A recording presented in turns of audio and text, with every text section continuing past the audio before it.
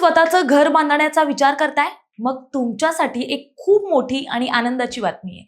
महाराष्ट्रात आता घर किंवा इमारत बांधताना लागणारं बिगर शेती म्हणजेच NA नॉन एग्रीकल्चर प्रमाणपत्र मिळवण्यासाठी जिल्हाधिकारी कार्यालयाचे उंबरठे झिजवण्याची गरज राहिलेली नाहीये। सरकारने हा जाचक नियम आता रद्द केलेला आहे। पण थांबा, नियम रद्द झाला म्हणजे प्रक्रिया संपली असं बिलकुल नाहीये। त्याऐवजी आता एक विशिष्ट डॉक्युमेंट अनिवार्य असणार आहे।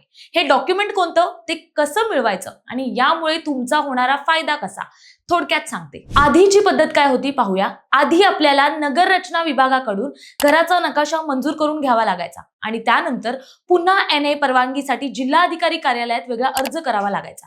यामध्ये वेळ, पैसा आणि प्रचंड मानसिक त्रास व्हायचा। आणि आताचा नियम काय आहे सांगते। महाराष्ट्र सरकारच्या नव्या निर्णयानुसार नगर रचना विभागानं मंजूर केलेला तुमचा बांधकाम नकाशा म्हणजेच तुमची NA परवानगी समजली जाणार आहे। म्हणजेच एकदा नकाशा मंजूर झाला की तुम्हाला वेगळ्या NA प्रमाणपत्राची गरज उरणार नाहीये। मग आता सर्वात महत्त्वाचं डॉक्युमेंट कोणतं असणार आहे, तर ते आहे अधिकृत मंजूर बांधकाम नकाशा। हा नकाशा मिळवण्यासाठी आता संपूर्ण प्रक्रिया ऑनलाईन झाली आहे।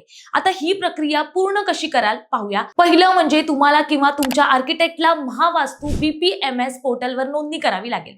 दुसरं, तुमच्या नोंदणीकृत वास्तू विशारद नियमानुसार नकाशा तयार करेल।